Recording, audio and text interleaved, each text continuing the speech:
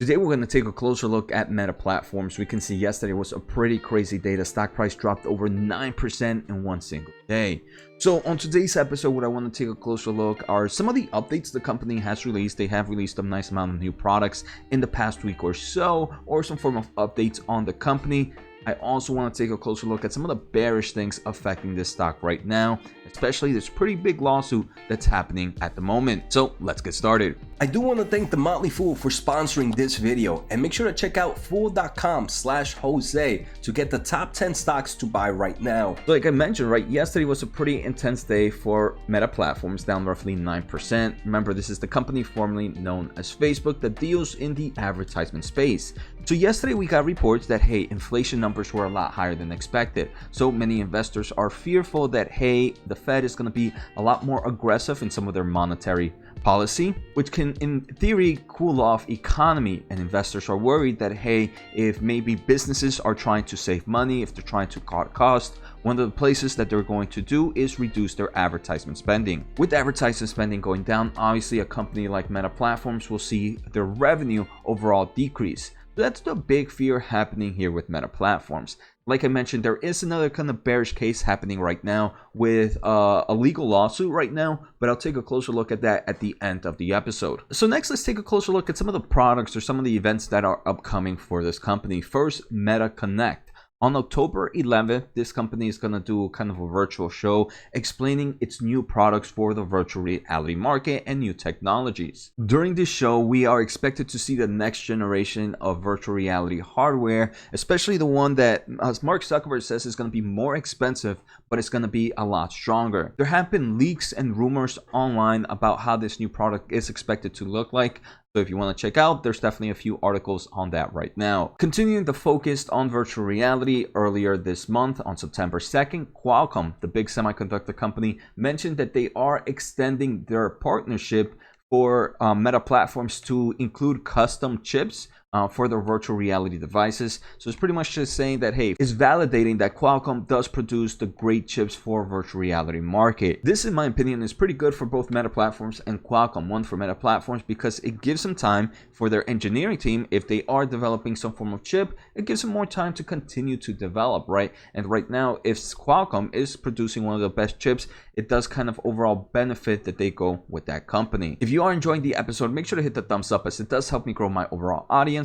And also, if you want to support a little bit more, make sure to subscribe using my link at fool.com/Jose. Finally, if you want to learn more about the semiconductor market, make sure to check out my newsletter. The link is down below. Continuing with the virtual reality stuff, the company did announce on August 30th that they are bringing a comedy show to the Oculus Quest, or the Horizon World, which is their Metaverse at the moment, or their Meta World. You can watch this show on Facebook, Instagram, and on Messenger, watch together. But if you do have an Oculus Quest, you will be able to have a more immersive comedy special. So it just shows that, hey, this is a company trying to bring more kind of solutions and more experiences to the virtual reality world. Not a big mover, but just kind of showing that, hey, this is a company that continues to focus in bringing new solutions to the space. Outside of virtual reality, on August 29th, so a little bit over 2 weeks ago, Meta Platforms mentioned that people are now able to connect their digital wallets to Facebook and Instagram and kind of be able to showcase some of their digital collectibles like NFTs. Another one that I don't think is a big mover for the company, but it does show that the company is innovating and continuing to kind of build new platforms where now they can connect with digital wallets. And in the future, this kind of connection can lead to other products that Meta Platforms can release. This is probably my top two announcement that I'm going to share right now. And this is Meta announcing the PiTorch Foundation to accelerate progress in AI research. So for those that are not familiar, in 2016, Meta Platforms actually started this AI community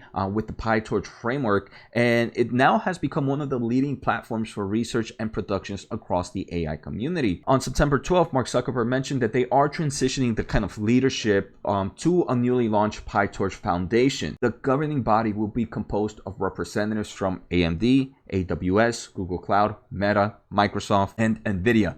Like I mentioned, PiTorch has become one of the leaders in AI framework. I do believe the main reason they're trying to keep it outside their company and kind of move it into another foundation is just because of regulations and fearful of more lawsuits. If this kind of framework is being governed by numerous companies, like we saw a lot of big tech, the government can't go, hey, Facebook right now is kind of creating this evil artificial intelligence framework that is going to be beneficial for them and going to destroy the overall kind of competitive market. So by pushing it into a neutral player and having numerous kind of companies govern it, then it kind of reduces this kind of evil thought of Meta platforms. So to me, it's a pretty cool move, and again, it just shows the overall innovation that Meta platforms have created. I feel like many people talk about Meta platforms and say this is one that just overall copies, but this kind of PiTorch framework has kind of evolved the artificial intelligence, and it did start off one way or another with Facebook and Meta platforms earlier in 2016. The most recent news is going to be here that they released on September 13th of 2022,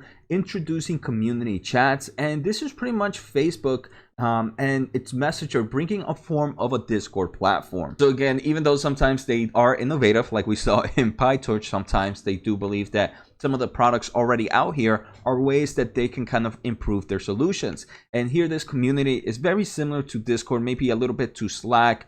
It does have its own kind of unique aspect of social platform as well. And they do give some prime examples here in their articles, so definitely check it out. But again, it just kind of shows the new products that Meta Platforms is bringing is overall not sitting back while TikTok and some of its competitors continue to maybe grab market share. And before we take a closer look at the bearish case, I do want to report on this one that also came out on August 29th. I did a quick video on it, but pretty much WhatsApp and JioMart, which is a huge e-commerce store in India, are partnering up.